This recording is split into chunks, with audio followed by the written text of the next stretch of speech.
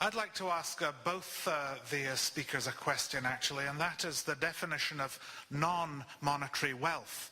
I found it astonishing that one of the speakers would refer to Sun TV, which is precisely the sort of insurgent organization that the speaker would like, asking the difficult questions that we need to have asked, as opposed to the CBC, which must be at the pinnacle of this, certainly 5% of the wealthy and the overpaid and the bloated, which the government could easily get rid of. Now that is surely part of the, maybe not 1%, but 5% that we should be aiming at in this. And they have, the CBC have far too much power, but how does one quantify wealth in there?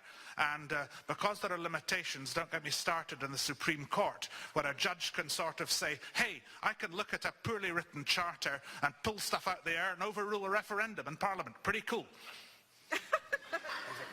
So,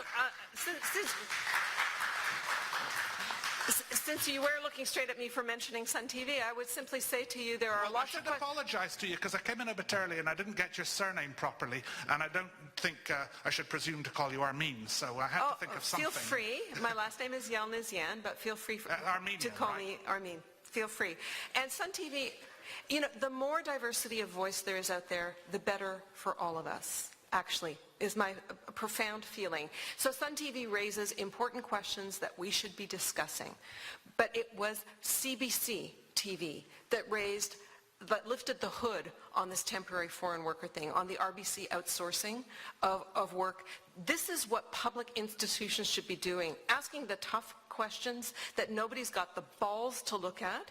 And if you're being funded by the same companies that want to perpetuate this cheap labor, low taxes routine. So we do need both sets of institutions. I'm not sure what you mean by the CBC being at the top 5%. Maybe some of the workers there are in the top 5%. The top 5% would be somewhere around the $100,000 mark. So I don't know what you want people to make.